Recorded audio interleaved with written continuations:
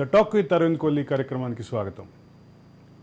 ఆంధ్రప్రదేశ్ రాష్ట్రంలో పోలింగ్ తర్వాత జరిగినటువంటి ఘర్షణలు ఒక కొత్త మలుపు తీసుకున్నాయి.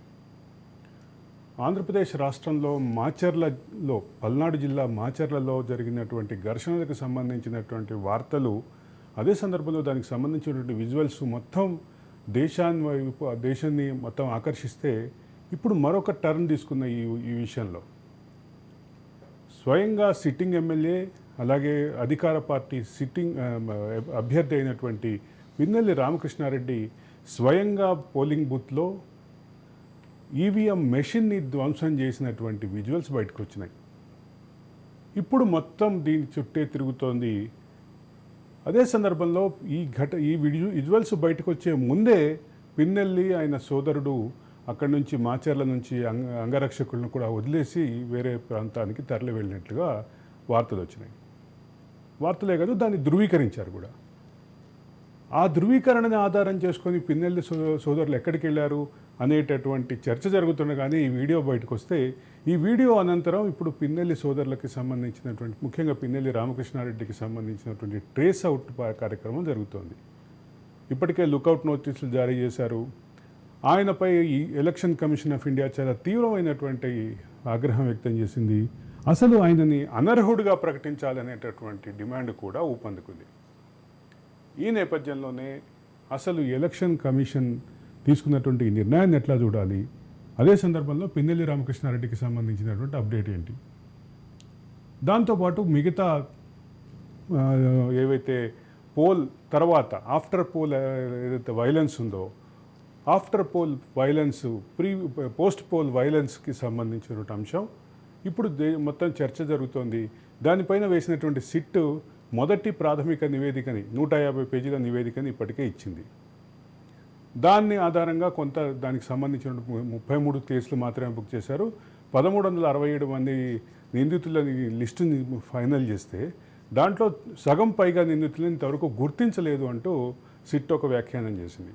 అదే సందర్భంలో ఒక పక్క ఎమ్మెల్యే అభ్యర్థులపై పర్సనల్గా దాడి చేసి చంపాలని ప్రయత్నం చేసినటువంటి కేసులు కూడా ఉంటే, ఒక్కచోట కూడా 307 సెక్షన్ కింద కేసులు ఎక్కడా బుక్ అవ్వలేదంటూ సిట్ కంక్లూజన్ ఇచ్చింది. ప్రతి కేసులోనూ మెమో దాఖలు చేయాలి, అదనపు సెక్షన్లని కలుపుతూ మేజిస్ట్రేట్ల ముందు మెమో దాఖలు చేయాలని చెప్పి రిక్వెస్ట్ చేసింది. ఇక ఇప్పుడు అసలు చర్చ ముందుకొచ్చింది. ఎన్నికల అనంతరం జరుగుతున్నటువంటి పోస్ట్ పోల్ వైలెన్స్కి సంబంధించినటువంటి నిఘా వర్గాలు ఇచ్చినటువంటి నివేదికలు ఎందుకు బుట్టదాఖలయ్యాయి అనే దగ్గర నుంచి మొదలు పెడితే, కేంద్ర ఎన్నికల సంఘం స్వయంగా 14 అత్యంత సున్నితమైన ప్రాంతాలని గుర్తించి, 14 అత్యంత సున్నితమైన ప్రాంతాల్లో కోసమని చెప్పి అదనపు ఆర్మ్డ్ ఫోర్సెస్ని పంపిస్తే, వాటిని ఎందుకు తరలించలేదు, వాటిని ఎందుకు ఒక దగ్గరే స్టేషన్ చేశారు అనేటటువంటి అంశం వరకు రకరకాల చర్చలు ముందుకు వస్తున్నాయి. ఈ అంశంపై మనతో పాటు చర్చలో పాల్గొంటున్నారు, సుదీర్ఘకాలం పాటు సుపరిపాలన కోసం పనిచేశారు, అదే సందర్భంలో ఆయన రిటైర్డ్ ఐఆర్ఎస్ అధికారి కూడా, శాస్త్రి గారు నమస్కారం, welcome to the debate. Shastri గారు, పోస్ట్ పోల్ మనం పోల్కి సంబంధించిన అలయన్స్లే చూస్తుంటాం సహజంగానే ఎన్నికలలో. ఈ మధ్య కదా ప్రస్తుతం సంకీర్ణ రాజకీయాలు ఊపందుకున్నాయి కాబట్టి మొత్తం పోస్ట్ పోల్ అలయన్స్లు, ప్రీ పోల్ అలయన్స్లే చూసాం ఇప్పటిదాకా. దాదాపుగా సంకీర్ణ రాజకీయాలు దాదాపు 25 సంవత్సరాల నుంచి చాలా దగ్గరగా చూస్తున్నాం మనం. ఈ పోస్ట్ పోల్ అలయన్స్ పోయి, ప్రీ పోల్ అలయన్స్లు పోయి, ఇప్పుడు పోస్ట్ పోల్ వైలెన్స్కి వచ్చింది. ఈ వైలెన్స్ని ఎట్లా చూడాలి, ఏంటి, దీని మీద మీ అభిప్రాయం చెప్పండి. అదే సందర్భంలో శాస్త్రి గారు న్యాయవాద విద్యార్థి కూడా కాబట్టి, ఇప్పుడు మీరు ఖచ్చితంగా న్యాయకోణాన్ని కూడా స్పృశిస్తూ మాట్లాడాల్సి ఉంటుంది. శాస్త్రి గారు చెప్పండి. తప్పకుండా సాధ్యమైనంత వరకు ప్రయత్నిస్తాను. మనకు నిర్దిష్టంగా ఆర్టికల్ 324 తీసుకుంటే, ఎప్పుడు ఎలక్షన్స్ వచ్చినా, ఎప్పుడైతే ఎలక్షన్ నోటిఫికేషన్ స్టార్ట్ అవుతుందో, లేదా అంతకు ముందు నుంచే ఎలక్షన్ రోల్స్ రెగ్యులరైజ్ చేయడమో, లేకుంటే క్లీన్ చేయడమో, దాన్ని ఫైనల్ చేయడమో స్టేజ్ నుంచి, ఎస్పెషలీ నోటిఫికేషన్ వచ్చిన తర్వాత పోలింగ్ డే వరకు 99% జ్యూరిడిక్షన్ ఎలక్షన్ కమిషనర్ సిఈసికి. ఫ్రీ రాష్ట్ర ప్రభుత్వ యంత్రాంగం, కేంద్ర ప్రభుత్వ యంత్రాంగం పూర్తిగా మొత్తం వాళ్ళ చేతిలో ఎన్నికల కమిషన్ చేతిలో ఉంటుంది. ఎంత హైయెస్ట్ అఫీషియల్ అయినా కూడా ఇమ్మీడియట్ గా ఇతనికి అనుసరణలోనే ఉండాలి. అతను డీజీ, రాష్ట్ర ప్రభుత్వ ప్రధాన కార్యదర్శి, మొత్తం ఎగ్జిక్యూటివ్ కి హెడ్ అయినటువంటి ప్రభుత్వ ప్రధాన కార్యదర్శి కూడా ఒక ప్రిన్సిపల్ సెక్రటరీ క్యాడర్ లో ఉండేటువంటి చీఫ్ ఎలక్టరల్ ఆఫీసర్ కే రిపోర్ట్ చేయాల్సి ఉంటుంది పరిస్థితి. సో ఒక ప్రత్యేకమైన పరిస్థితి అది. ఎప్పుడైతే ఈయనకు బాక్సులన్నీ స్ట్రాంగ్ రూమ్ లోకి వెళ్ళిపోయాయో ఒక విధంగా ఈయన హైబర్నేషన్ పోయే అవకాశం ఉంది చీఫ్ సెలక్షన్ కమిషనర్. ఇంకా నాకేంటి ఆర్డినరీ ప్రాబ్లం, ఇంకా నా డ్యూటీ అయిపోయింది. ఇంకా పోలింగ్ ఆ తర్వాత స్ట్రాంగ్ రూమ్ లోకి వెళ్ళిన తర్వాత స్ట్రాంగ్ రూమ్ లో దగ్గర ఏమైనా జరిగితే అది నా జ్యుడిషియల్లోకి వస్తుంది. లేకుంటే ఊరికే పైన ఊరికే ఈ క్యాన్సర్కు ఆయింట్మెంట్ రాసినట్టుగా ఈ వైలెన్స్ని డీల్ చేయొచ్చు. సో దీనిలో ఈయనకు ఏమైనా స్పెషల్ ప్రత్యేకమైన అధికారాలు ఉందంటే నాకు తెలిసి రాజ్యాంగంలో ఈయనకు ప్రత్యేక అధికారం లేవు. ఎప్పుడైతే ఈ స్ట్రాంగ్ రూమ్స్ లోకి వెళ్ళిపోయాయో మళ్ళీ ఇమ్మీడియట్ గా ఆటోమేటిక్ గా the law and order system will go back to the state. కానీ శాస్త్రి గారు, ఎలక్షన్ కోడ్ అయితే ఎన్నికల ప్రక్రియ మొత్తం పూర్తయ్యే వరకు, ఎన్నికల ప్రక్రియ నోటిఫికేషన్తో కాదు ప్రకటనతో మొదలవుతుంది.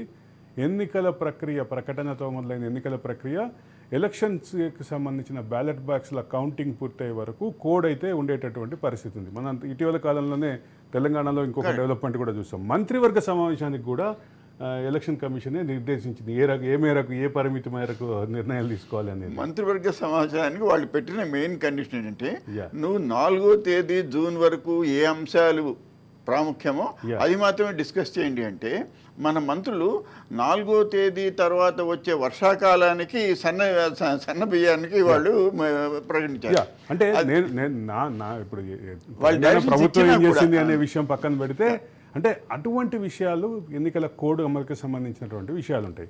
ఇప్పుడు పూర్తిగా పోలీస్ శాఖ అయితే ఎన్నికల కమిషన్ కాదు అనే అధీనంలోనే ఉండాల్సినటువంటి పరిస్థితి అధీనంలో ఉంది. నా ఉద్దేశం ఏంటంటే ఈ ఇన్వెస్టిగేషన్ కానివ్వండి, ఇంటెలిజెన్స్ కానివ్వండి, లేకుంటే హెరార్కీ ఉంది చూసారా, ఆల్మోస్ట్ దాదాపుగా అన్అఫిషియల్గా 90% స్లిప్ అయిపోతుంది స్టేట్ గవర్నమెంట్కి.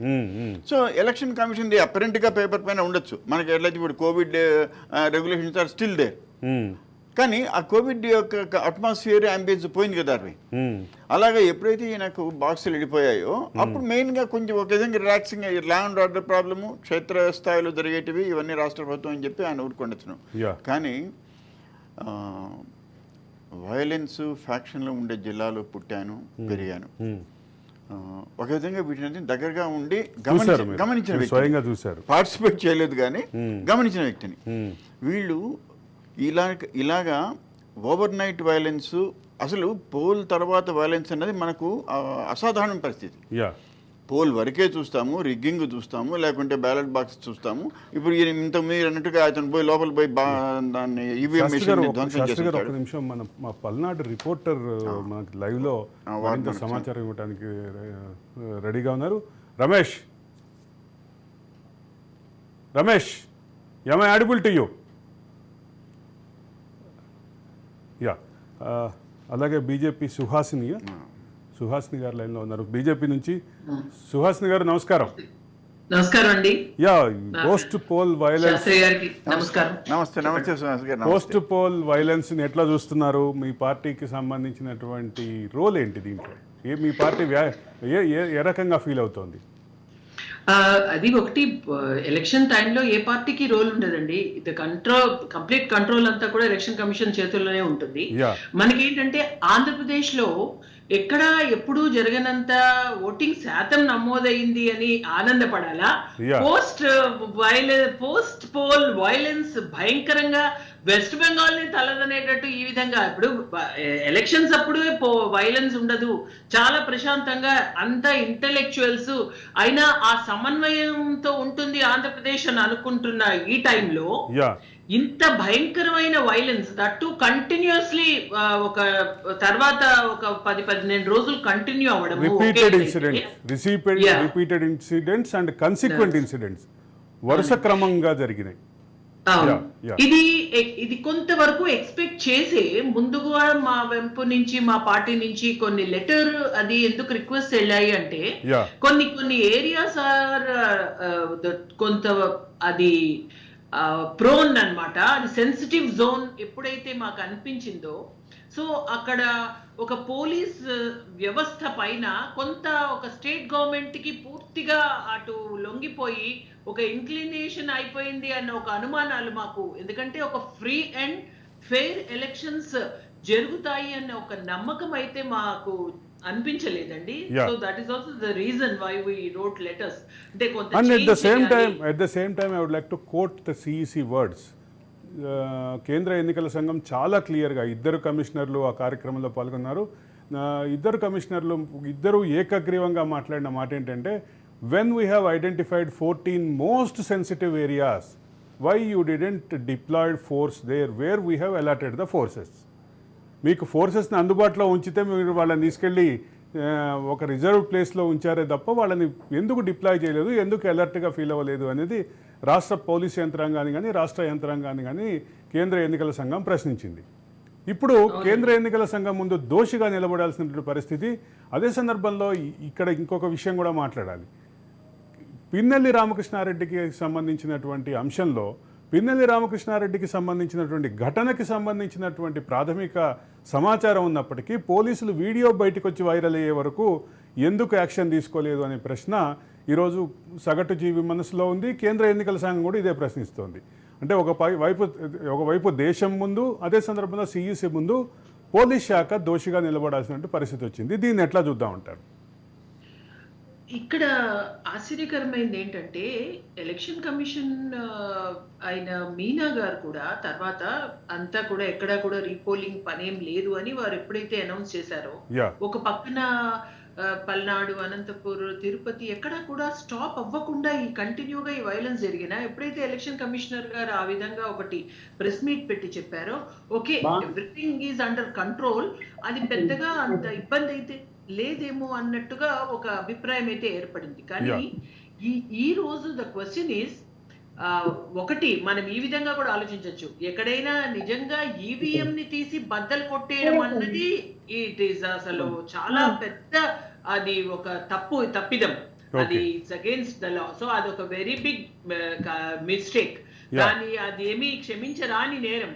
కానీ దానికి ఏదో సపోర్టింగ్ స్టేట్మెంట్స్, తర్వాత మళ్ళీ నెగటివ్ స్టేట్మెంట్స్ కన్నా ఏది ఏమైనా సరే ఆ చట్టాన్ని చేతిలోకి తీసుకునే ఒక అర్హత ఎవరికి ఉండదండి. ఎలక్షన్ కమిషనే షుడ్ డిసైడ్. కానీ రిపీటెడ్ గా కాల్స్ చేసినా అక్కడ రిగ్గింగ్ జరిగిపోతుంది, కానీ అక్కడ ఎవరు పట్టించుకోలేదు కాబట్టి అలా చేయాల్సి వచ్చింది అంటే అది నో ఎక్స్క్యూజ్. మా ప్రతినిధి రమేష్ మనకి పల్నాడు నుంచి మరింత సమాచారం అందించడానికి రెడీగా ఉన్నారు. రమేష్ సార్, ఏదైతే మరి ఈసీకి సంబంధించి సార్ చాలా సీరియస్ గా దృష్టి సారించింది, ఏదైతే మరి ఎమ్మెల్యే పిన్నెల్లి పైన కూడా చాలా తీవ్రంగా పరిగణించింది. ఇందాక సెక్రటరియట్ లో ప్రెస్ మీట్ పెట్టినటువంటి నేపథ్యంలో కూడా అక్కడ ఏదైతే పిన్నెల్లి ప్రస్తావించడం మాత్రం చాలా సీరియస్ గా దృష్టి సారించినటువంటి పరిస్థితి కనపడుతుంది. మీనా ఎప్పటికప్పుడు ఇక్కడ జరుగుతున్నటువంటి సంఘటనల పైన కూడా మరి సీసీ ఫుటేజ్ వీడియో కూడా రాష్ట్రంలో ఒక సంచలనంగా మారినటువంటి పరిస్థితి కనపడుతుంది. ఎందుకంటే ఒక ప్రజాప్రతినిధి ఈ విధంగా దాడి చేయటం పట్ల అటు ఎన్నికల సిఇసి చాలా సీరియస్ గా దృష్టి సారించింది. మరి ఆయన్ని ఇప్పటికే మరి ఒక ఆదేశాలు అయితే జారీ చేసింది. పిన్నెల్లి సిట్టింగ్ ఎమ్మెల్యేగా ఉన్నటువంటి మాచర్ల సిట్టింగ్ ఎమ్మెల్యేగా ఉన్నటువంటి పిన్నెల్లి రామకృష్ణారెడ్డిని ఇమీడియట్లీ కూడా అదుపులో తీసుకోవాలని కూడా ఈసీ తెలియజేసినటువంటి పరిస్థితి కనపడుతుంది. అయితే సార్ మొత్తంగా ఎన్నికల ఎన్నుడు లేని విధంగా పల్నాడులో దాదాపు ఇప్పటికీ 4 చోట్ల చాలా తీవ్రంగా దాడులు జరిగినటువంటి పరిస్థితి కనపడింది. అయితే మాచర్ల నియోజకవర్గం పల్నాడులో ఎన్నికల రోజు జరిగినటువంటి ఘటన, ఆ తర్వాత జరిగినటువంటి ఘటన సార్ చూసుకుంటే కారంపూడిలో చాలా విధ్వంసంగా వ్యవహరించినటువంటి పరిస్థితి కనపడింది. సిఏ కారు కూడా తగలబెట్టినటువంటి పరిస్థితి కనపడింది. అయితే ఎన్నికల సంఘం ముందుగానే 4 నియోజకవర్గాలు సాంస్కృతిక గ్రామాలు ముందుగానే గుర్తించారు. 4 గ్రామాలని గుర్తించినటువంటి నేపథ్యంలో ఖచ్చితంగా ఎన్నికల అధికారులు పోలీసులకి ఒక సూచనలు అయితే చేశారు. ఖచ్చితంగా బలగాలని Yeah. మోహరించాలి, ఎప్పటికప్పుడు కూడా రమేష్. ఖచ్చితమైన భద్రత. సార్ చెప్పండి సార్. రమేష్, ఇక్కడ ప్రధానంగా అంటే మాలాంటి దూరంగా చూసే వాళ్ళకి అర్థం కాని సమస్య ఏంటంటే ఎందుకు ఎన్నికల కమిషన్ అలర్ట్ ప్రకటించిన తర్వాత ఫోర్సెస్ డిప్లాయ్మెంట్ లేట్ అయింది అనేది ఒక సమస్య అయితే, రెండోది పిన్నెల్లి రామకృష్ణారెడ్డికి సంబంధించినటువంటి కేసులో అక్కడ ధ్వంసమైనటువంటి ఈవీఎం విషయం ఒక పక్కన క్లియర్గా ఉంటే ఆ విషయంలో ఎందుకు కేసులు బుక్ అవ్వలేదు అనేటటువంటి ఈ వీడియో వైరల్ అయ్యే వరకు ఎందుకు బుక్ అవ్వలేదు అనేటటువంటి అంశం కూడా మాలాగా దూరంగా చూస్తున్న వాళ్ళకి అర్థం కాని పరిస్థితి. దీని మీద అసలు ఏంటి ఇక్కడ స్థానిక పరిస్థితి ఏంటి? సార్ కరెక్ట్ గా మీరు చెప్పినట్టుగా ఏదైతే మరి మా మాచర్ల నియోజకవర్గం సంబంధించి పాల్వాయి గేటు సార్, అది 202 బూత్ నెంబర్ సార్. అంటే మనం ప్రత్యక్షంగా వీడియోలో మనం చూసాం సార్. చాలా స్పష్టంగా ఆయన వెళ్ళినటువంటి సమయంలో కానీ అక్కడ ఉన్నటువంటి అధికారి కానీ మరి ఎక్కడ కూడా ఆయన్ని ప్రస్తావించినటువంటి పరిస్థితి లేదు. మరి ఆయన కనీసం ప్రాథమికంగా నిరోధించడానికి కూడా ఎక్కడ ప్రయత్నించినటువంటి దాఖలాలు అయితే కనిపించలేదు. భయంతో సార్ మాచర్ల నియోజకవర్గం మీరు చెప్పినట్లుగా మాచర్ల నియోజకవర్గం పిన్నెల్లి రామకృష్ణారెడ్డిని ఎదిరించాలంటే అటు విపక్షాలకి భయమే, అదే విధంగా అధికారులకు కూడా చాలా భయం అని చెప్పుకోవాలి. ఎందుకంటే ఒక్క మాట కూడా మీరు విజువల్స్ స్పష్టంగా చూశారు. వీడియోలో అక్కడ కూర్చున్నటువంటి రిటర్నింగ్ ఆఫీసర్స్ కానీ అధికారి కానీ కనీసం ఏంటి ఇదని కూడా ప్రశ్నించినటువంటి పరిస్థితి లేదు. అక్కడ టీడీపీ ఏజెంట్ కూడా అక్కడికి వచ్చినటువంటి సమయంలో కూడా ఆయన పైన కూడా దాడి చేసినటువంటి పరిస్థితి. ఆయన చాలా తీవ్రంగా మనం వీడియోలో చూస్తున్నది ఆయన్ని మందలించినటువంటి వీడియో చూస్తున్నాం సార్. బయటికి వచ్చిన తర్వాత ఎవరైతే అతన్ని అడ్డుకుపోయారో ఆ ఏజెంట్ ని చాలా తీవ్రంగా గాయపరిచారు. దాదాపు ఆయనకి 15 కుట్లు పడ్డాయి. మరి కనీసం వైద్యం చేయించుకోవడానికి కూడా వెళ్ళలేనటువంటి పరిస్థితి. మరి ఈరోజు టీడీపీ కార్యాలయంలో ఆయన తీసుకొచ్చినటువంటి టీడీపీ క్యాడర్ కూడా ఆయనకి అండగా ఉన్నటువంటి పరిస్థితి ఉంది. పిన్నెల్లి రామకృష్ణారెడ్డికి ఎదురు మాట్లాడటానికి భయంతో నేను ఛానల్లో పండుకున్నానంటూ కూడా ఇందాక టీడీపీ కార్యకర్త మనకు మీడియాతో కూడా మాట్లాడినటువంటి పరిస్థితి. ఏదేమైనా ఒక సభ్య సమాజం సిగ్గుపడేటువంటి వీడియో అని చెప్పుకోవచ్చు సార్. ఎందుకంటే ఒక ప్రజాప్రతినిధిగా ఉన్నటువంటి పిన్నెల్లి రామకృష్ణ 4 సార్లు ఎమ్మెల్యేగా చేసినటువంటి వ్యక్తి కనీసం సహనం కోల్పోయి, అంటే కేవలం గెలిపే ధ్యేయంగా చట్టాన్నే తమ చేతిలో తీసుకొని ఎన్నికల అధికారుల ఇప్పటికే 3 ప్రధానమైనటువంటి చట్టాల కింద, ఒకటి ఐపీసీ, రెండోది రిప్రజెంటేషన్ ఆఫ్ పీపుల్స్ యాక్ట్, అట్లాగే పీడీపీపీ అంటే ప్రజాధనాన్ని ప్రజల ఆస్తుల్ని ధ్వంసం చేసేటటువంటి కేసు పీడీపీపీ యాక్టు. ఈ 3 యాక్టుల్లో 10 సెక్షన్లతోటి కేసులు పెట్టారు. దీనికి సంబంధించిన అప్డేట్ ఏంటి సార్? అది కీలకంగా ఎన్నికల కమిషన్ ముఖేష్ మీనా గారు చాలా స్పష్టంగా చెప్పారు. ఏదైతే గతంలో పెట్టినటువంటి సెక్షన్స్ కాకుండా కొన్ని సెక్షన్స్ కూడా యాడ్ చేశామన్నారు. మొత్తం 10 సెక్షన్స్ కింద కేసు నమోదు చేశారు. దాంట్లో కీలకంగా మనం చెప్పుకోవాల్సింది పీడీ యాక్ట్. అది చాలా తీవ్రమైన యాక్ట్ అని చెప్పుకోవచ్చు. దాదాపు దానికి బెయిల్ రావడానికే 6 months పట్టేటువంటి అవకాశం అయితే ఖచ్చితంగా కనపడుతుంది. ఖచ్చితంగా ఎన్ని బెయిల్స్ చేసినా కానీ హైకోర్టుకి వెళ్ళినా కానీ బెయిల్ రానటువంటి పరిస్థితి, దానికి మినిమం 6 months ఉండేటువంటి అవకాశం అయితే కనపడుతుంది. చాలా తీవ్రంగా పరిగణించింది అటు కేంద్ర ఎన్నికల సంఘం కానీ ఇటు రాష్ట్ర ఎన్నికల సంఘం కానీ అటు డీజీపీ వ్యవహారం పైన కూడా పూర్తిగా ఎన్నికల సంఘం చాలా సీరియస్ గా దృష్టి సారించింది. ఎంతటి వ్యక్తి అయినా ఖచ్చితంగా ఏదైతే మరి ఎన్నికల కమిషన్ మీద కొంచెం ప్రజలకి నమ్మకం పోయేటువంటి అవకాశం ఉంది. ఇదే క్రమంలో అటు ఎన్నికల అధికారులు పోలీసు యంత్రాంగం కూడా మరోసారి రిపీట్ అవుతుంది. ఎందుకంటే ఈ ఎన్నికలతోనే పోయేది కాదు, రాష్ట్ర వ్యాప్తంగా అనేకమైన ఎన్నికలు జరుగుతాయి. అదే సందర్భంలో పిన్నెల్లి రామకృష్ణారెడ్డికి సంబంధించిన వేర్ అబౌట్స్, దానికి సంబంధించినటువంటి క్లారిటీ ఏంటి? మీ దగ్గర ఏ రకమైన సమాచారం ఉంది రమేష్? ప్రస్తుతం ఆయనకి పోలీసులు అదుపులో తీసుకున్నారని తెలుస్తుంది. ఏదైతే మరి ఇప్పటి వరకు అధికారికంగా పోలీసులు వెల్లడించలేదు. ఆయన్ని తెలంగాణలో అదుపులో తీసుకున్నారంటున్నారు. కొంతమంది పోలీసులే దగ్గరుండి పంపించారని అనేక వార్తలు వినపడుతున్నటువంటి నేపథ్యంలో మరి పోలీసులు స్పష్టమైన వారి వైఖరి అయితే తెలియచేయాల్సి ఉంటుంది. అయితే ఖచ్చితంగా ఇప్పటికే నోటీసులు అయితే సర్వ్ చేశారు. అటు కేంద్ర ఎన్నికల సంఘం, రాష్ట్ర ఇప్పటికే లుక్అవుట్ నోటీసులు సర్వ్ చేశారు. అదే సందర్భంలో ఇక ఆఖరి ప్రశ్న మీ దగ్గర నుంచి తెలుసుకోవాలనుకుంటుంది, ఆయన పైన అనర్హత వేటు ప్రకటించాలి, ఆయన భవిష్యత్తులో ఎన్నికల్లో పోటీ చేసేటటువంటి అవకాశం లేకుండా అనర్హత వేటు ప్రకటించాలని దేశవ్యాప్తంగా డిమాండ్ వస్తుంది. దీని మీద స్థానిక ప్రజల మనసులో ఏముంది?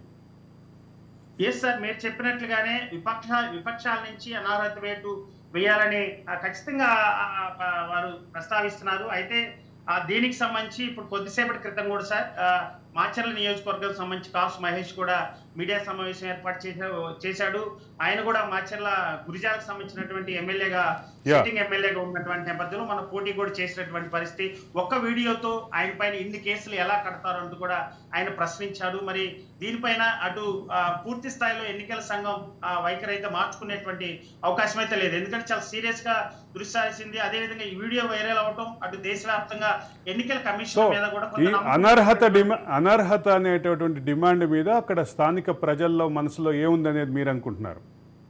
ఎస్, ఖచ్చితంగా సార్. ఇక్కడ అంటే పిన్నెల్లి రామకృష్ణారెడ్డి పైన ఇటీవల వచ్చినటువంటి మాట కాదు, ఖచ్చితంగా 4 సార్లు కూడా ఆయన ఎక్కువగా రిగ్గింగ్లు పాల్పడుతున్నాడని కూడా అనేక ఆరోపణలు ఉన్నాయి. అటు టీడీపీ కూడా తీవ్రంగా ఆరోపిస్తుంది. అదేవిధంగా సామాన్య ప్రజల నుంచి కూడా, ఎందుకంటే మాచర్ల నియోజకవర్గంలో సార్ ఎన్నికలు జరుగుతున్నటువంటి సమయంలో సామాన్య ప్రజలు కూడా చాలా ఇబ్బందులకు గురవుతున్నటువంటి పరిస్థితి సార్. ఎందుకంటే ఏ క్షణంలో ఏం జరుగుతుందో ఎక్కడ పోలీసులు కూడా అదుపు చేయలేనటువంటి పరిస్థితి. Thank you Ramesh. మాచర్ల నియోజకవర్గానికి సంబంధించిన గ్రౌండ్ రిపోర్ట్ ఇచ్చినందుకు ధన్యవాదాలు రమేష్. అట్లాగే మరిన్ని సమాచారం మీరు అప్డేట్గా ఉండండి. పిన్నెల్లి రామకృష్ణారెడ్డికి సంబంధించిన అప్డేట్స్ మనం కంటిన్యూ చేస్తూనే ఉంటాం. పిన్నెల్లి రామకృష్ణారెడ్డితో పాటు మిగతా ఆరోపణలు ఎదుర్కొంటున్నటువంటి పోటీదారులకు సంబంధించిన అంశాల్లో కూడా మీతోటి మళ్ళీ టచ్లోకి వస్తాం. Thank you for your updates. Thank you Ramesh.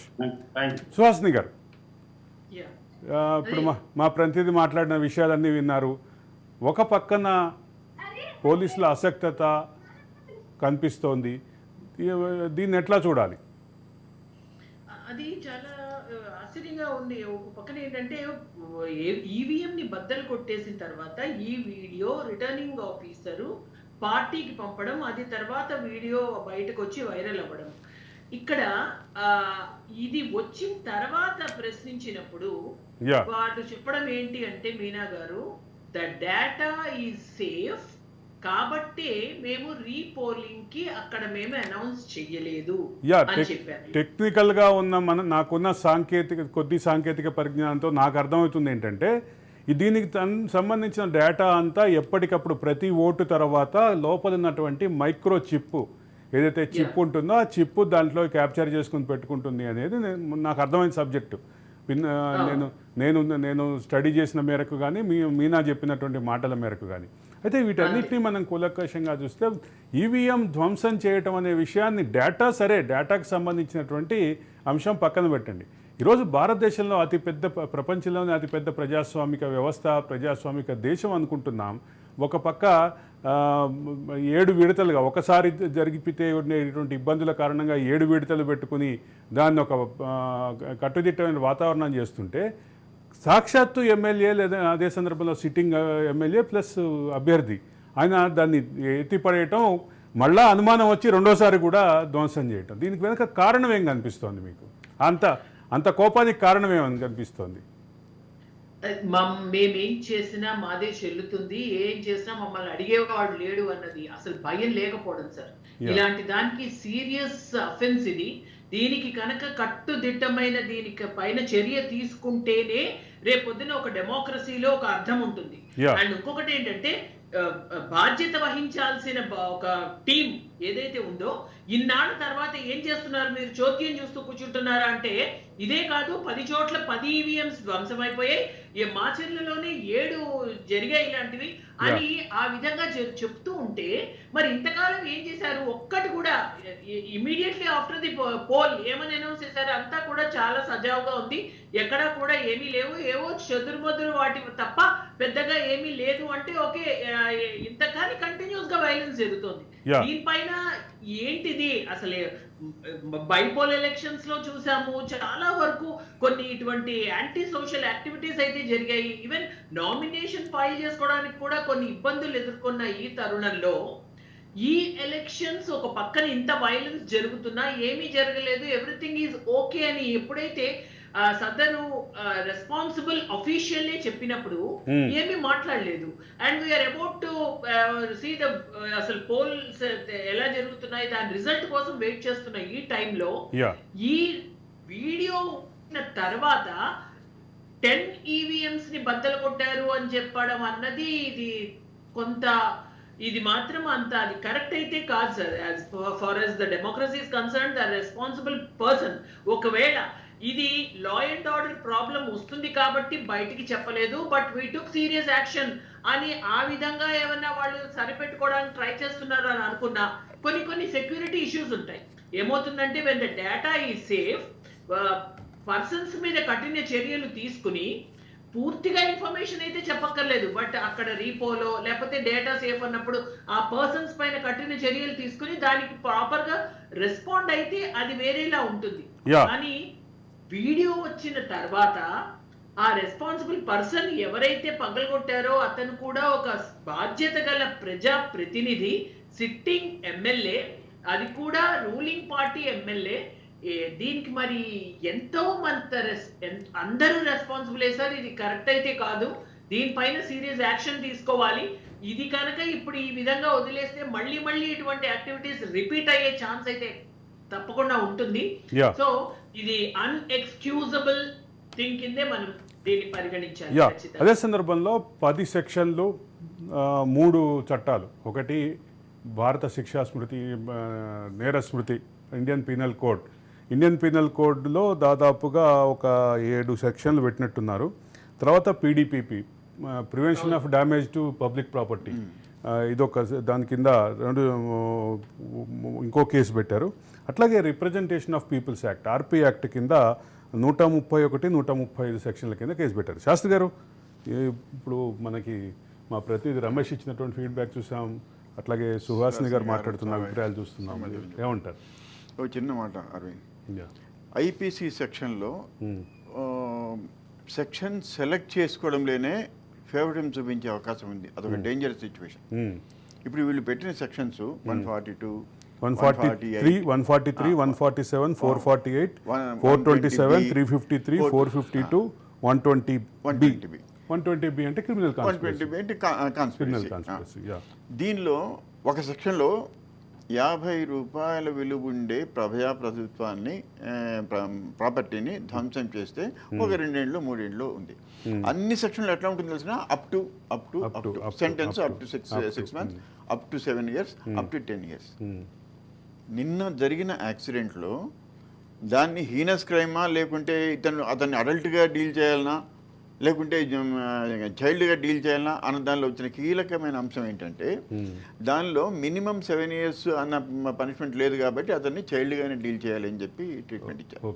ఇప్పుడు మీరు పెట్టిన ఏ సెక్షన్లో కూడా మినిమం ఎక్కడంటే అప్ టు 6 months అంటే 6 seconds నుంచి 6 months వరకు పనిష్మెంట్.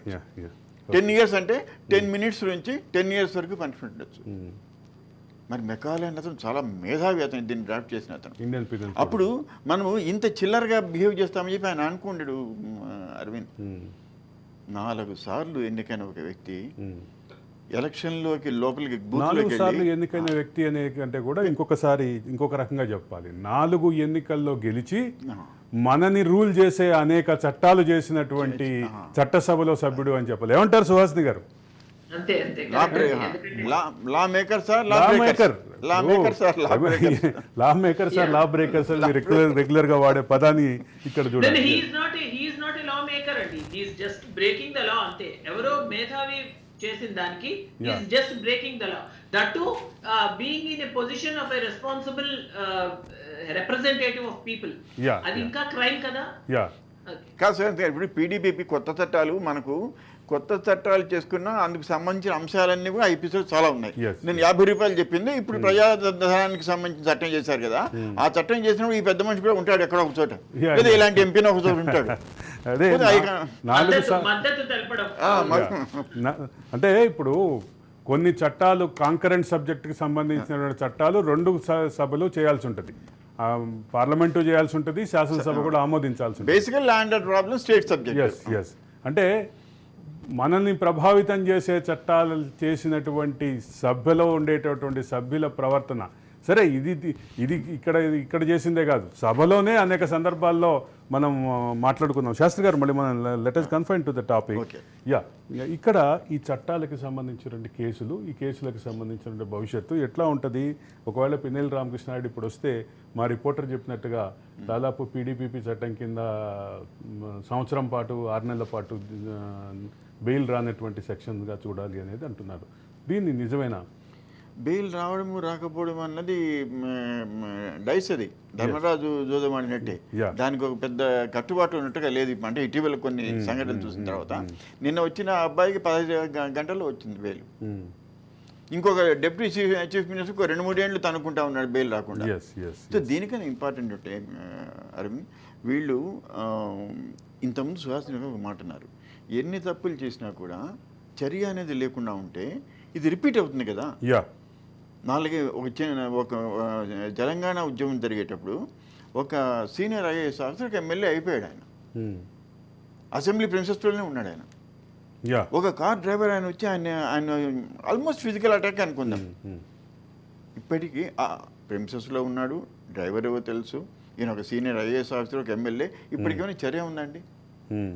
అంటే అంత చిన్నదానికి అన్నదానికి అక్కడ ఏంటంటే అది మ్యాగ్నిఫై అవుతుంది. ఎందుకంటే వాళ్ళ ఇమేజ్ అసెంబ్లీ ఇమేజ్ సంబంధించింది. ఇక్కడ మ్యాగ్నిఫై అవ్వకపోగా ఈ కేసుకు సంబంధించినటువంటి గ్రావిటీని తగ్గించడానికి ప్రయత్నం చేస్తుంది పోలీస్ శాఖ అనేది ప్రధాన ఆరోపణ. రివర్స్ అది దీని యొక్క గ్రావిటీ ఇంకొక పక్క నియోజకవర్గం ఎమ్మెల్యే వచ్చి చెప్పాడు అనేది మా రమేష్ చెప్తున్నటువంటి మాట. ఒక్క వీడియో వస్తే ఎన్ని కేసులు బుక్ చేస్తారా అనేటటువంటి మాట. వీడియోలో 100 కోణాలు ఉంటాయి. అంటే ఒక నేరంలో విభిన్న కోణాలు ఉన్నాయి కాబట్టి విభిన్న కేసులు బుక్ ఐపీసీ అన్ని సెక్షన్లు వచ్చాయి.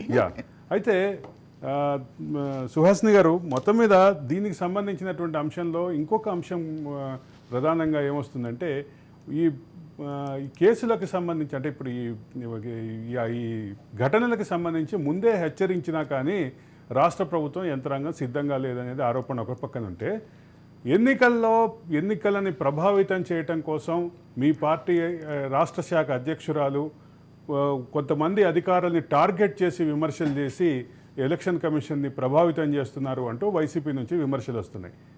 దీన్ని రాజకీయ విమర్శగా ఎట్లా చూడాలి?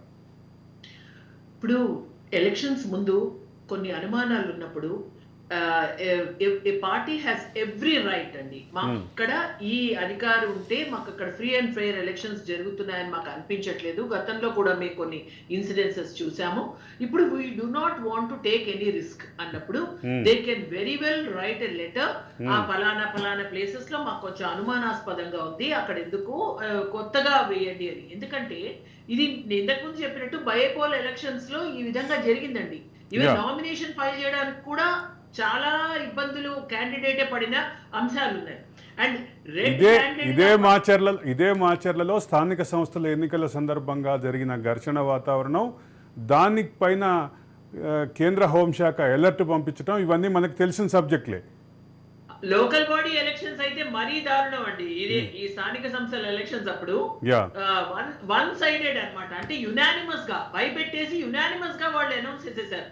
ఎంత యునానిమస్ గా కూడా ఒక హద్దు ఉంటుంది. 25% స్థానిక సంస్థల పదవులు యునానిమస్ గా వాళ్ళు డిక్లేర్ చేసుకున్నారు అంటే మరి ఇంకేంటి, మేమే ఉంటాము, మమ్మల్ని ఎవరు కదపలేరు. ఇది ఎలా ఉంటుందంటే ఎప్పుడో సినిమాల్లో చూసినట్టు. కొంత now educated are coming into politics అండి. We are also in the politics. అందులో నెక్స్ట్ 33% మహిళలు కూడా వస్తున్నారు చట్టసభల్లో, పార్లమెంట్ లో. The political scenario should change అండి. ఎప్పుడో ఏదో పిల్లలు ఎప్పుడో అనుకున్నట్టు ఇదేదో రౌడీ రాజకీయం అది ఇది అన్నదంతా ఇప్పుడు మారింది. ఇప్పుడు అలా లేదు.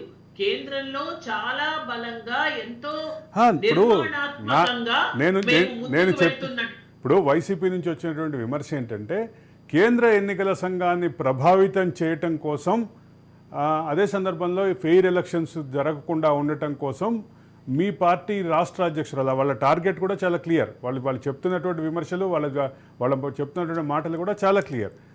మీ పార్టీ రాష్ట్ర అధ్యక్షురాలు ఒక కుట్ర ప్రకారం చేస్తున్నారు అనేది విమర్శ. దీన్ని మనం ఏం చేద్దాం, ఎట్లా చూద్దాం?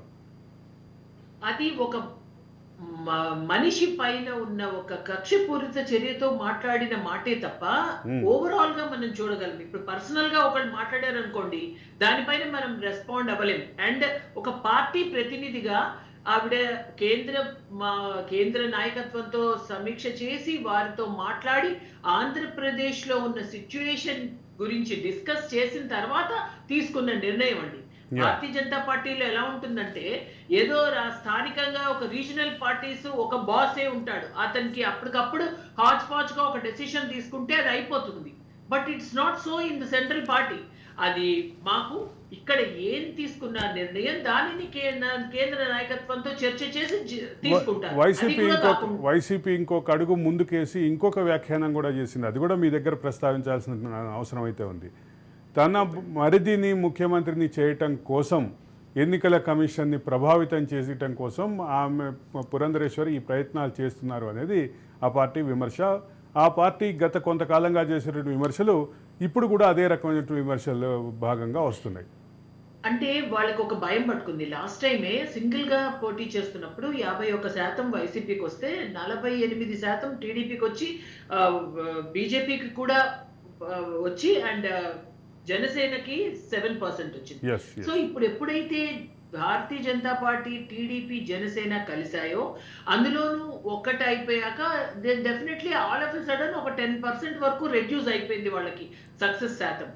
అండ్ ఇంకొకటి ఏంటంటే, చాలా వరకు యాంటీ ఇన్కంబెన్సీ ఉంది. వారు చేస్తున్న ఒక గవర్నెన్స్ పైన నమ్మకం సడలింది. సో ఇంకా సామధాన భేద దండోపాయాలు అన్నట్టు ఏదో రకంగా టార్గెట్ చేసి ఒక చిన్న అల్లరిలాగా సృష్టించి బై హూక్ ఆర్ క్రూక్ మనం ఏదో రకంగా మళ్ళీ మనము ప్రభుత్వాన్ని ఏర్పాటు చేయాలి అన్న ఒక కోణంలో వెంటనే ఇమీడియట్ గా ఎగ్జిట్ పోల్స్ అన్నది June 1 వరకు రాకూడదు అని చెప్పినా సరే, ఇమ్మీడియట్లీ సోషల్ మీడియా కూడా మనం చూసినట్లయితే పూర్తిగా మాకే ఉంటుంది, వన్ సైడెడ్ గా వచ్చేస్తుంది విపరీతమైన మైండ్ గేమ్. అండ్ ప్రజల యొక్క ఆలోచన డైవర్ట్ చేయడానికి అని భారతీయ జనతా పార్టీ అధ్యక్షురాలు ఇలా పురంధేశ్వరి గారు ఇలా లెటర్ రాశారని, ఇదంతా డైవర్షన్ పాలిటిక్స్ తప్పితే అందులో సబ్జెక్ట్ ఏముందండి? దీనికి దానికి ఏముంది? ఒకవేళ లెటర్ పెట్టారు, అవును అక్కడ ఉన్న అధికారులను మార్చండి అన్నారు, మార్చి ఈ 3 పార్టీస్ కలిసి ఎన్డీఏగా ఇక్కడ బలంగా ఎప్పుడైతే ముందుకు వెళ్తోందో, ఇక్కడ మాకు ఫేవరబుల్ గా ఎప్పుడైతే వైబ్స్ వచ్చాయో, ఇంకా ఏదో విధంగా కొంత అల్లర్లైనా చేసి ఏదో రకంగా గెలవాలి అన్న ఒక కోణమే ఇక్కడ మనకి క్లియర్ గా కనిపిస్తున్నది ఇందులో అన్డౌటెడ్లీ. ఇప్పుడు ఎంతకని ఇప్పుడు ప్రజల్లో చాలా గుంభనంగా ఓట్ వేశారండి, ఈవీఎంస్ లో నిక్షిప్తమై ఉన్నాయి. Why can't they wait up to the results? June 4 కల్లా మనకి రిజల్ట్స్ తెలుస్తాయి. కానీ ఏమాత్రం బాగా ఒక బిగ్ బ్లో అయితే ఖచ్చితంగా ఇప్పుడున్న పార్టీకి, ప్రభుత్వానికి ఉంటుంది. అండ్ ఇంకొకటి ఏంటంటే అండి, ఒక పక్కన పోస్ట్ పోల్ వైలెన్స్ కంటిన్యూ అవుతూ ఉన్నప్పుడు ముఖ్యమంత్రి గారు యూకే వెళ్ళారు. ఇప్పుడు ఎవరైనా సరే okay, they have all right, ఒకరు యూకే వెళ్ళారు, ఒకరు అమెరికా వెళ్ళారు, ఇవన్నీ కాదు. కానీ ఒక బాధ్యతగా ఒక పార్టీ, ఒక ప్రభుత్వం ఇంకా టర్మినేట్ అవ్వలేదండి. స్టిల్ జగన్మోహన్ రెడ్డి గారు ఈజ్ ఇప్పుడు సబ్జెక్ట్ కరెక్షన్, ఆయన ఇప్పుడు ఇంకా సీఎంఏ, ఎందుకంటే ఇంకా రిజల్ట్ వచ్చి ఆయన ఆపద్ధర్మ ముఖ్యమంత్రిగా కొనసాగుతూనే ఉన్నారు. ఆపద్ధర్మ ముఖ్యమంత్రి అంటాం కదా. సో అలాంటప్పుడు పోస్ట్ పోల్ వైలెన్స్ వస్తున్నప్పుడు సమీక్ష చేయాల్సిన బాధ్యత ఖచ్చితంగా జగన్మోహన్ రెడ్డి గారికి ఉంది. అలా వెళ్ళిపోయారు అనుకోండి వేరే దేశము. నాకు ఇంకొక అనుమానం కూడా ఉంది. పిన్నెల్లి రామకృష్ణారెడ్డి పైన ఇప్పటి వరకు వైసీపీ అంటే బహిరంగంగా వీడియో వచ్చినా కూడా ఎటువంటి చర్య కూడా, కనీసం క్రమశిక్షణ, పార్టీ పరంగా క్రమశిక్షణ చర్య కూడా తీసుకున్నటువంటి వాతావరణం, అటకమైన వార్తలు ఏం లేవు. ఇది మీకు point to be noted. Shastri గారు, అండ్ ఎలక్షన్ కమిషన్ రెస్పాన్సిబిలిటీ ఇది, తర్వాత సిట్ వేసాము, తర్వాత దర్యాప్తు చేస్తున్నాము, ఇవంతా it will take its process, long process, అది కాదు కదా. బట్ అంతా అయిపోయాక మొత్తం రిజల్ట్ అంతా వచ్చేసాక ఇంకెవరు మాత్రం ఏం చేస్తారండి? ఏదైనా ఒక చర్య ముందే తీసుకోవాలి. I will come back to Shastri గారు. ఈవీఎంల్లో ప్రజల అభిప్రాయం నిక్షిప్తం అయిపోయింది. ఇప్పుడు వీళ్ళు ఎంత గొడవలు పడ్డా, ఎంత రాద్ధాంతం చేసినా, ఏ వాతావరణం క్రియేట్ చేసినా ఎన్నికల్లో రిజల్ట్ని ఏ రకంగానూ ప్రభావితం చేసే పరిస్థితి లేదు. అయినా ఈ గొడవలు ఎందుకు జరుగుతున్నాయి? ఒకవేళ ఆ చిప్ స్పాయిల్ అయిపోయింటే ఇప్పుడు మనం టెక్నికల్గా అనుకుంటున్నాం ఏమని అది ధ్వంసం అయింది, కానీ ఎలక్షన్ కమిషన్ కూడా అంత కాన్ఫిడెంట్గా ఏం చెప్పలేదు. ఏం పర్వాలేదు అంటే అసలు దాన్ని చాలా లైట్గా తీసుకొని ఆ చిప్లో ఉండే సమాచారం అంతా మా దగ్గర ఉంది కాబట్టి రిజల్ట్ ఎలాంటి ఎఫెక్ట్ కాదు కాబట్టి మా రిజల్ట్ కానీ లేకపోతే మేము మళ్ళీ ఎలక్షన్స్ కండక్ట్ చేయాలి.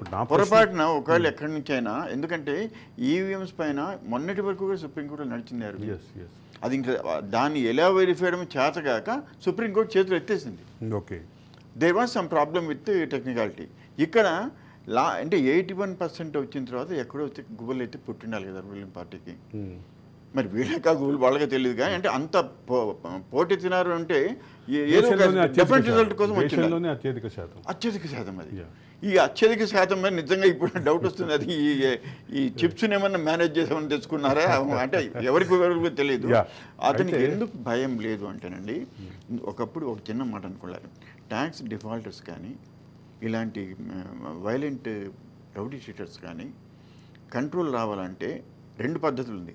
ఒకటి యూపీసీఎం ఆల్రెడీ చూపించాడు, అది ప్రాపర్టీని ఎవరైతే కోర్టు ఆర్డర్లకు కానీ కోర్టు ఆదేశాలకు కానీ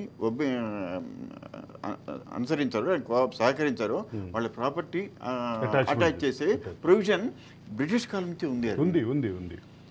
నిజంగా మంచినీళ్ళు కూడా లేకుండా ఇప్పుడు అంటే నేను ఒక చిన్న ట్యాక్స్ రికవరీ ఇన్స్పెక్టర్గా నా అనుభవం చెప్తున్నాను. చిత్తూరులో రామకృష్ణ నాయుడు అని చెప్పి అప్పుడు జేపీ ఉందండి, జనతా పార్టీ ఉండేది. వాళ్ళు లారీ ఓనర్స్. ఆయన was only income tax inspector. అతను ఆఫీస్కి వచ్చిన తర్వాత, సార్ అతను మన ఆఫీస్కి రప్పించడం మంచిది కాదు సార్, కొంచెం ఇబ్బందిగా ఉంటుంది అన్నాడు. ఆయన ఆఫీస్కి వచ్చిన తర్వాత, ఎందుకంటే ఆ రేయర్స్ పైన నోటీసులు ఇచ్చి మేము విసుగు వేసారిపోయాం. తమాష ఏంటంటే అక్కడ ఆయన వాళ్ళ అతను పోస్ట్ మాస్టర్, ఆయన కవర్ చించుతాడు, కంటెంట్స్ చూస్తాడు, మళ్ళీ కవర్ చేసి మళ్ళీ మాకు వెనక్కి వచ్చేది. సో రామకృష్ణకి ఏంటి శాస్త్రి గారు ఇలా వచ్చారు, మేము వచ్చారంటే మరి ఎన్నిసార్లు రిమైండర్ పంపించాం కదండి, మీరు దాన్ని ఖాతా చేయలేదంటే అవకాశం ఇప్పుడు కడతామండి, మీకు రిప్లై ఇస్తానులేండి అన్నాడు. నేను నోటీసులను పిలిపించి ఆ జీప్ ఉండే కీస్ తెచ్చి లోపల పెట్టాను. అన్యూజువల్, అది కూడా ఆయన ఎక్స్పెక్ట్ చేయలేదు.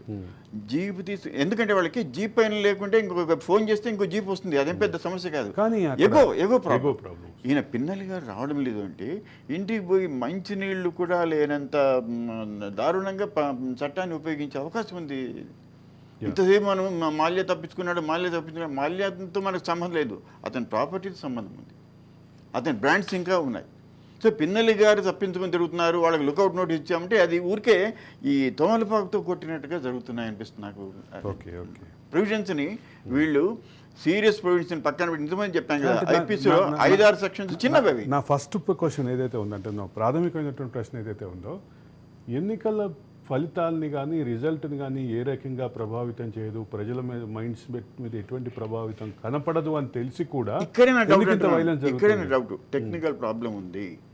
మనం ఏదైతే ఆల్రెడీ నిక్షిప్తమైంది అనుకుంటున్నామో అది కాదండి. మళ్ళీ బై ఎలక్షన్ వచ్చే అవకాశాలు అని అనిపిస్తున్నాయి. అలా అని కాదు, బై ఎలక్షన్స్ అని కాదు, అంటే టెక్నికల్ రిజల్ట్ చేంజ్ చేసే ఏమైనా రహస్యాలు ఏమైనా డీకోడ్ చేశారని చెప్పి నా డౌట్.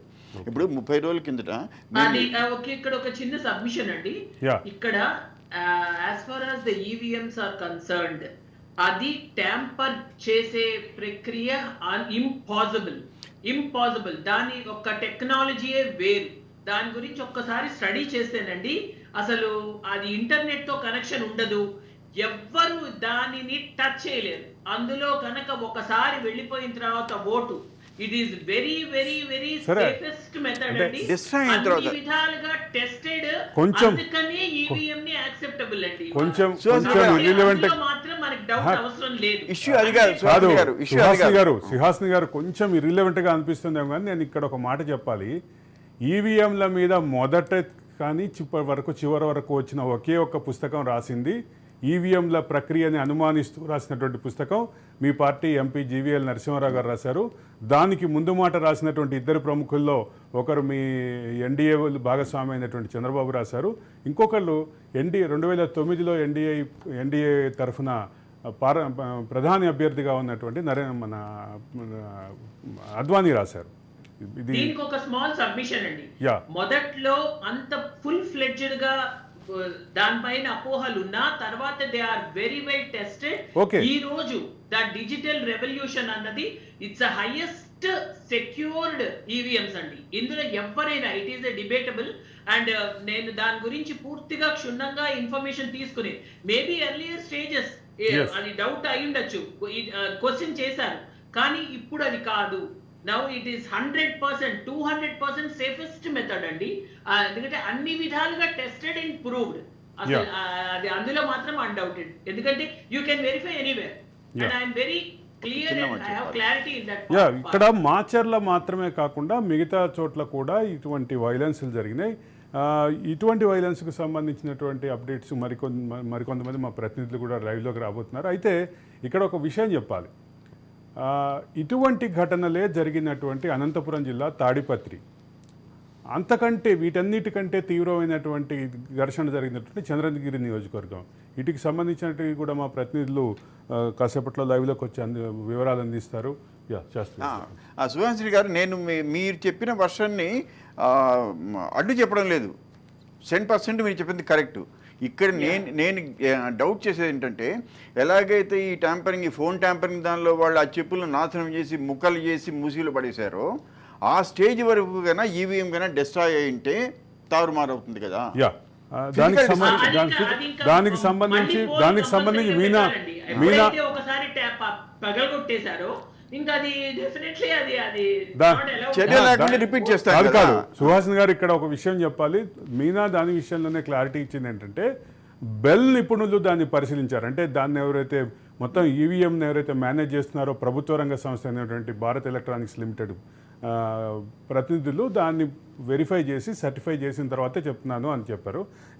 అనంతపురం జిల్లా మరొక సమస్యాత్మకమైనటువంటి నియోజకవర్గం తాడిపత్రి ఉంది. తాడిపత్రికి సంబంధించినటువంటి ఘర్షణలు ఆల్రెడీ దేశాన్ని ఆకర్షించినటువంటి ప్రాంతాల్లో తాడిపత్రి కూడా ఒకటి. తాడిపత్రికి సంబంధించినటువంటి ఘర్షణలు, అదే సందర్భంలో అనంతపురం జిల్లాకు సంబంధించి పోస్ట్ పోల్ ఏవైతే వైలెన్స్ జరిగిందో దానికి సంబంధించి వివరాలు అందించడానికి మా ప్రతినిధి సూర్య ఉన్నారు. సూర్య, వెల్కమ్, చెప్పండి. సార్, డిబేట్ లో పాల్గొంటున్న ప్రతి ఒక్కరికి కూడా శుభాభివందనాలు సార్. అనంతపురం జిల్లా తాడిపత్రిలో వచ్చేసి అత్యంత ఒక బాధాకరమైన సంఘటనలు చెప్పొచ్చు. ఎందుకంటే ప్రజాస్వామ్యం, ఎందుకంటే ఎన్నికల్లో వచ్చేసి ప్రజలకు సంబంధించిన విషయంగా ఉంటుంది. అటువంటి దాంట్లో పోలీసు వ్యవస్థ విఫలమైంది అనేసి చాలా మంది అనుకుంటున్నారు. దీనిపైన సిట్టు బృందం కూడా రావడం జరిగింది, మొత్తం సమాచారము సేకరించడం జరిగింది. అయితే ఇక్కడ మరోవైపు కూడా కామన్ పర్సన్ కూడా చెప్పడం ఏమంటే, ఎన్నికల కమిషన్ విఫలమైందా అన్నట్టు కూడా చెప్తున్నారు. ఎందుకంటే రిపీటెడ్ గా సంఘటనలు జరుగుతున్నా సరే పోలీసు వారికి ఎటువంటి ఇన్స్ట్రక్షన్స్ ఇవ్వట్లేదు. అదనపు బలగాలు ఎస్పీ గారు ఎవరైతే గతంలో ఇక్కడ సస్పెండ్ అయినారో అమిత్ బర్ధన్, ఆయన స్పష్టంగా చెప్పారు, నాకు 13వ తేదీ సంఘటనలు జరిగాయి, అల్లర్లు జరిగాయి, దాడులు జరిగాయి, నాకు స్పెషల్ ఫోర్స్ కావాలి అనేసి పైన ఉన్నత అధికారులకు చెప్పినా సరే నాకు ఇవ్వలేదనేసి అతను చెప్పడం జరిగింది. అయితే ఇక్కడ చూసామంటే ఓవరాల్ గా వచ్చేసి ఈ అధికార పార్టీకి సంబంధించిన కార్యకర్తలు, నాయకులు కావచ్చు, ఈ టీడీపీకి సంబంధించిన నాయకులు, కార్యకర్తలు కావచ్చు, ఘర్షణల మధ్య వచ్చే సామాన్యులు అయితే చాలా ఇబ్బంది పడ్డారని చెప్పొచ్చు. నిజం చెప్పాలంటే అనంతపురం జిల్లా తాడిపత్రిలో తొలి నుంచి కూడా ఫ్యాక్షన్ ఏరియా అది. అంటే జేసీ ప్రభాకర్ రెడ్డి, అదే విధంగా కేతిరెడ్డి పెద్ద గతంలో అక్కడ జరిగిన ఘర్షణలు కానీ, గతంలో జరిగినటువంటి సంఘటనలు కానీ మేము ఎవరూ మర్చిపోలేదు. సిట్టింగ్ ఎమ్మెల్యే వెళ్ళి ప్రభాకర్ రెడ్డి ఇంటికి వెళ్ళి కూర్చొని అక్కడ సవాల్ చేసి వచ్చినటువంటి విషయం, దానికి కౌంటర్గా వాళ్ళు ఇచ్చినటువంటి సవాళ్ళు, అది ఇవాల్టి సమస్య కాదు. అది గత 30-40 సంవత్సరాల నుంచి కూడా అత్యంత సమస్యాత్మకమైన నియోజకవర్గాల్లో ఒకటనే విషయంలో అందరికీ క్లారిటీ ఉంది. కానీ ఈ పర్టిక్యులర్ ఘటనలో దీన్ని ముందే 14 నియోజకవర్గాల్లో ఇది కూడా ఒకటి, ఏదైతే అత్యంత సమస్యాత్మకమైనటువంటి నియోజకవర్గాలు అని గుర్తించిన దాంట్లో. కానీ పోలీసులకు సంబంధించిన అడిషనల్ డిప్లాయ్మెంట్ తీసుకోలేదు అనేది ఒక ఆరోపణ వస్తుంది. నిజమేనా? మీరు ఎస్పీతో మాట్లాడారని చెప్తున్నారు కాబట్టి దానికి సంబంధించి అప్డేట్స్ ఏంటి? సార్ యాక్చువల్ గా నిజం వచ్చేసి అంటే ముందుగానే సమస్యాత్మకమైన పోలింగ్ స్టేషన్ కాబట్టి తాడిపత్రి, ఎల్లనూరు, యాడికి ఇక్కడ వచ్చేసి పర్యవేక్షణ చేయడానికి ఒక ఏఎస్పీ స్థాయి అధికారిని అక్కడికి రామకృష్ణ గారిని పంపించడం జరిగింది. అయితే ఆయన వచ్చేసి టీడీపీకి కొమ్ము కాశారు అన్నట్టు వైసీపీ వర్గీయులు సాక్షాత్తు సిట్టింగ్ ఎమ్మెల్యే పెద్దిరెడ్డి కేతారెడ్డి ఆరోపణ చేశారు. అంటే అక్కడ నుంచి మొదలైంది అది. పోలీసులు వచ్చేసి ఒక పార్టీకి సపోర్ట్ చేస్తున్నారు అన్నట్టు. ఈ విషయాలని గందరగోళం జరిగిన తర్వాత సాక్షాత్తు ఎస్పీని అక్కడికి వెళ్ళడం జరిగింది. అదుపు చేసే క్రమంలో వచ్చేసి రాగితోటపాలెంలో ఇరు వర్గాలు రాళ్ల దాడులు చేశారు. ఈవెన్ ఎస్పీని కూడా పట్టుకొని కొట్టే ప్రయత్నం కూడా జరిగింది. ఎస్పీ వాహనాన్ని కూడా ధ్వంసం చేసినటువంటి విజువల్స్ చూసాం, మనకు వచ్చినవి అవన్నీ. అవును సార్ ఎస్పీ వాహనాన్ని ఎస్పీ సైతం పరుగులు పెట్టించిన ఘనత తాడిపత్రి పెరుగుతుందని చెప్పి. అదే సందర్భంలో తాడిపత్రి ఘటనలో ప్రధానంగా ముఖ్యంగా పోస్ట్ పోల్ వైలెన్స్ లో ప్రధానంగా వినిపిస్తున్నటువంటి వివాదాస్పదమైనటువంటి పేరు డిఎస్పీ చైతన్యకు సంబంధించి. డిఎస్పీ చైతన్యాన్ని ఎవరు పోస్ట్ చేశారు, ఎవరు డిప్యూట్ చేశారు అర్థం కావట్లేదు అనేటటువంటి చర్చ జరిగింది. దీని మీద మీకున్నటువంటి అప్డేట్ ఏంటి? సార్ నిజం చెప్పాలంటే డిఎస్పీ చైతన్య వచ్చేసి ఒకప్పుడు తాడిపత్రి పట్టణ డిఎస్పీగా ఆయన పనిచేయడం జరిగింది. అయితే ఇతను వైసీపీ పార్టీకి సపోర్ట్ గా పనిచేశాడన్నట్టు కొన్ని ఆరోపణలు రావడంతో అతన్ని ఇతర జిల్లాకి ట్రాన్స్ఫర్ చేశారు. అయితే ఈ ఘటనలు ఈ 13వ తేదీ ఘటనలు జరిగాయి. 14వ తేదీ ఆయన తాడిపత్రికి రావడం జరిగింది. తాడిపత్రికి వస్తూనే ఫోర్స్ తీసుకెళ్లేసి జేసీ ప్రభాకర్ రెడ్డి వాళ్ళ ఇంట్లోకి వెళ్ళేసి ఎవరైతే అక్కడ కాపలా వ్యక్తులు ఉంటారో వాళ్ళని కొట్టడం, ఇంట్లోకి వెళ్ళి వాళ్ళ కార్యకర్తలు కొట్టడం, పని వాళ్ళని కొట్టడం. నిజానికి ఆ పని వాళ్ళకి వచ్చేసి ఎటువంటి ఇన్వాల్వ్మెంట్ లేదు ఈ ఘర్షణల్లో.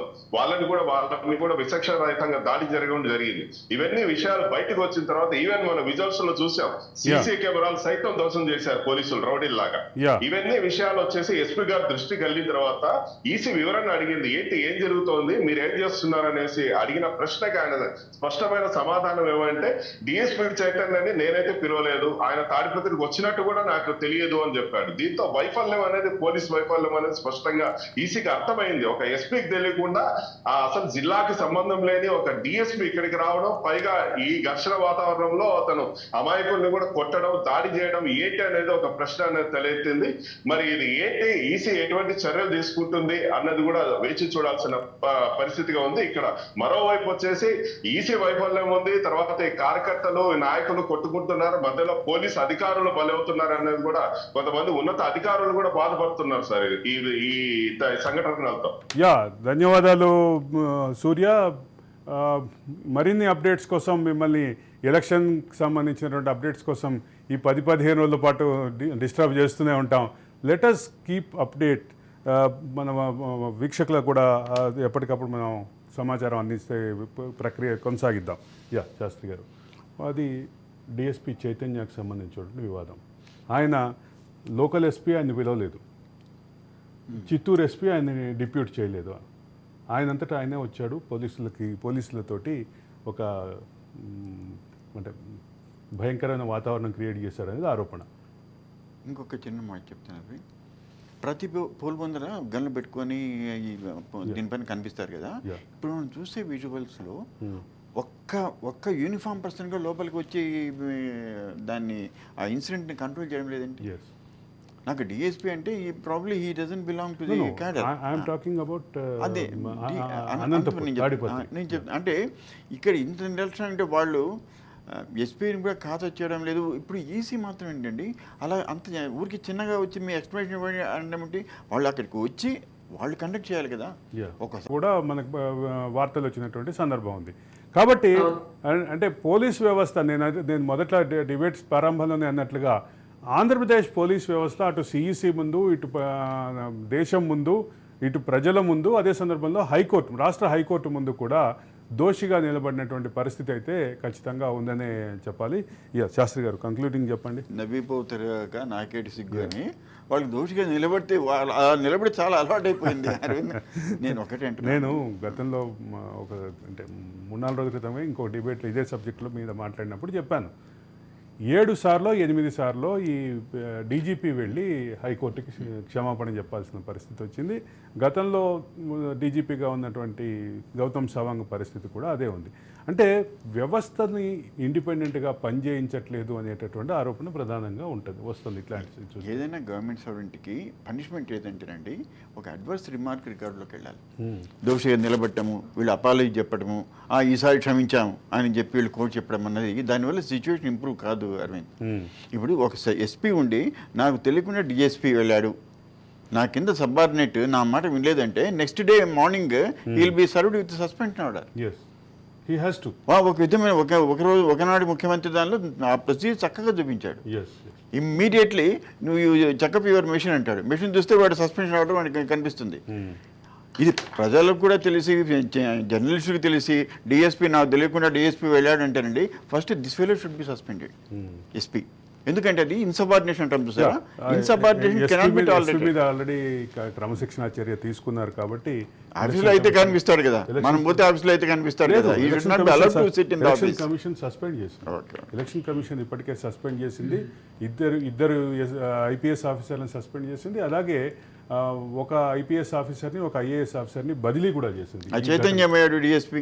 చైతన్య డిఎస్పీ మీద కూడా క్రమశిక్షణ చర్యలు తీసుకున్నట్టున్నారు. అయితే ఒక విషయం చెప్పాలి ఇక్కడ, ప్రధానంగా ఈ సస్పెన్షన్ ఆర్డర్లు ఇస్తూనే ఒక కీలకమైనటువంటి వ్యాఖ్య చేసింది. అదేంటంటే మా అనుమతి లేకుండా, మాకు సమాచారం లేకుండా వీళ్ళపైన మేము పెట్టినటువంటి క్రమశిక్షణ చర్యలు ఏదైతే ఆర్డర్స్ ఉన్నాయో వాటిని రివోక్ చేయొద్దని కూడా ఇచ్చింది. ఇక ఫైనల్గా మనం కంక్లూడ్ చేసే ముందు ఒకసారి మా చిత్తూరు ప్రతినిధి సుధీర్ ఉన్నారు. సుధీర్, చంద్రగిరి ఘటనకి సంబంధించినటువంటి విషయాలు సూక్ష్మంగా చెప్పేసి క్లోజ్ చేయండి సుధీర్.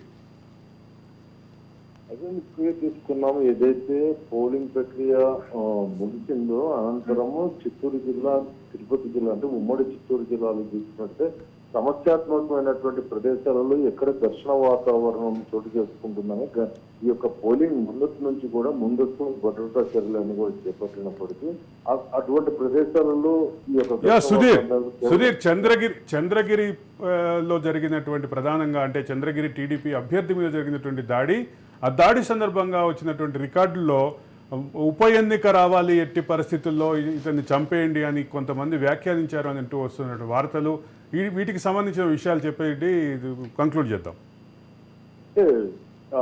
ఈ యొక్క దాడి తెలుగుదేశం పార్టీ ఎమ్మెల్యే అయినటువంటి పులివర్తి నాని పైన మహిళా యూనివర్సిటీ దగ్గర ఏర్పాటు చేసినటువంటి ఈవీఎం మిషన్ స్ట్రాంగ్ రూమ్ దగ్గర జరిగినటువంటి అత్యాచారం భాగంగా అందరూ దాని మీద పూర్తి విచారణ జరిపి దాదాపు 13 మంది మీద ఆ కేసు నమోదు చేసి కడప జైలుకి పంపించారు అప్పుడు ఉన్నటువంటి ఎస్పీ. అలాగే దాని తర్వాత సిట్టు కూడా వేయడం జరిగింది. ఇక వైకాపా సంబంధించిన వాళ్ళు దీన్ని రీపోలింగ్ చేయాలని, ఇక్కడ రీఎలక్షన్ గెలిపేయాలనేటువంటి నేపథ్యంలో ఎన్నికల అధికారి కూడా పెట్టడంతో ఇక అంశాన్ని కూడా వాళ్ళు క్యాన్సిల్ చేయడం జరిగింది. అయితే దీని మీద పూర్తి సమగ్ర విచారణ జరపాలనేటువంటి నేపథ్యంలో చిట్ అధికారులు కూడా ఏర్పాటు చేసి ఇక్కడ దాడి జరిగినటువంటి ప్రదేశం కావచ్చు, అలాగే ఆ యొక్క దాడి జరిగిన ప్రదేశానికి సంబంధించినటువంటి పోలీస్ స్టేషన్లో వాళ్ళు నమోదు చేసినటువంటి ఎఫ్ఐఆర్ అన్ని కూడా పూర్తి స్థాయిలో ఎక్కడెక్కడ దాడి జరిగాయో క్షుణ్ణంగా ఈ యొక్క చిట్ టీం అనేది వెళ్ళి వాళ్ళు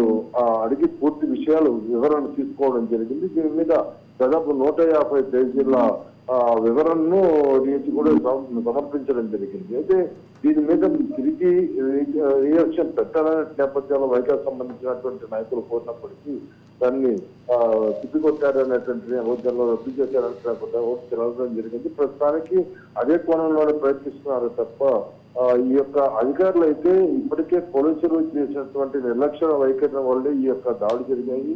కేవలం అక్కడ ఈవీఎం మిషన్ భద్రపరిచేటువంటి ప్రదేశాలలో పోలీసులు కూడా కనీసం లోపలికి వస్తున్నట్టు మారదాయంతో లోపలికి వస్తున్నటువంటి వాహనాలను చెక్ చేయలేనటువంటి పరిస్థితి ఉంది. అదే సందర్భంలో అదే సందర్భంలో సిట్ కొన్ని వ్యాఖ్యలు చేసింది కీలకంగా. ఎక్కడ 307 పెట్టలేదు అంటూ, ముఖ్యంగా ఘటనకి సంబంధించినటువంటి హత్యాయత్నానికి సంబంధించినటువంటి ప్రాథమికమైనటువంటి సాక్ష్యాధారాలు కళ్ళకు కనిపిస్తున్నా కూడా ఎక్కడ 307 పెట్టలేదు అంటూ వ్యాఖ్యానం చేసిందంటూ వార్తలు వచ్చినాయి. దీని మీద మీకున్న సమాచారం ఏంటి? అప్పుడు ఉన్నటువంటి కృష్ణకాంత్ పటేల్ ఎవరైతే ముందుగా ఉన్నటువంటి ఎస్పీ ఉన్నారు, ఆయన ఇచ్చినటువంటి ఈ యొక్క మొత్తం చూసిన తర్వాత ఆ స్టేషన్ సంబంధించినటువంటి సిఐకి చెప్పి ఈ సెక్షన్లు పెట్టడము, దీనిపైన పై అధికారులకు తెలిసి అనంతరం ఈసీ దృష్టికి వెళ్ళిన తర్వాత దీని మీద సిట్ వేసిన తర్వాత ఇంకా కూడా ఇందులో 13 మంది కాకుండా మిగిలిన వారు ఉన్నారనేటువంటి ఆ విషయం కూడా వాళ్ళ దృష్టికి వచ్చింది. అయితే రేపు ఎల్లుండో మిగిలిన వారి పేర్లు కూడా రిలీజ్ చేసేటువంటి పరిస్థితి ఉంది. ఇప్పటికీ 307 అటెంప్ట్ మర్డర్ ఏదైతే సుత్తితో మనం చూసామో, ఈ పులివర్తి నాని వెహికల్ నుంచి విజువల్స్, సీసీ ఫుటేజ్ కూడా ఆధారాలు కూడా పూర్తిగా లభ్యమయ్యాయి. వాళ్ళు ఎవరైతే దాడి చేస్తారో వాళ్ళ కేసులతో పాటు ఐడెంటిఫై అయ్యేటప్పటికీ ఆ యొక్క కేసులో దాదాపు 4 బయట వ్యక్తులను పెట్టారని కూడా వీళ్ళు ఇక్కడ దీని మీద పూర్తిగా వ్యతిరేకిస్తున్నారు. వాళ్ళకి సంబంధించిన కుటుంబ సభ్యులు కూడా వచ్చి ప్రెస్ మీట్లు కూడా పెట్టడం జరిగింది. మా పిల్లలకి, మా భర్తలకి దీంట్లో ఎటువంటి సంబంధం లేకుండా ఉన్నప్పటికీ ఈ 4 ఆ కేసులో బలవంతంగా పోలీసులు ఇరికించారనే నేపథ్యంలో చెప్పడం జరిగింది. ఈ విషయం కూడా సిట్ అధికారులు దృష్టికి తీసుకెళ్లారు. సిట్ అధికారులు దీనికి సంబంధించి పై అధికారులు కూడా నివేదిక ఇవ్వడం జరిగింది. సిట్ ఇచ్చే రెండో నివేదిక, దాని తర్వాత వచ్చేటటువంటి పరిణామాలు కూడా మనం చూద్దాం. ధన్యవాదాలు Sudheer, thank you for update and keep updating us. మొత్తం మీద ఆంధ్రప్రదేశ్లో జరుగుతున్నటువంటి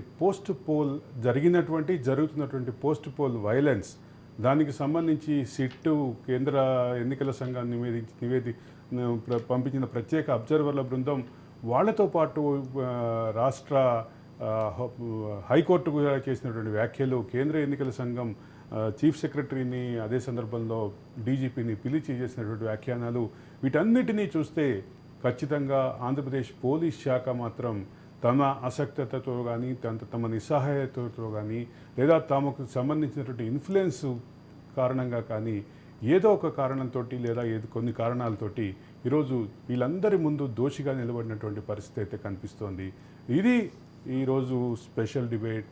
ధన్యవాదాలు శాస్త్రి గారు, ధన్యవాదాలు సుహాస్ని గారు, అలాగే మా ప్రతినిధులు అప్డేట్ అందించినటువంటి Ramesh, Surya, Sudheer, thank you very much. ఇది the talk with Aravind Kolli. Stay tune to Raj news.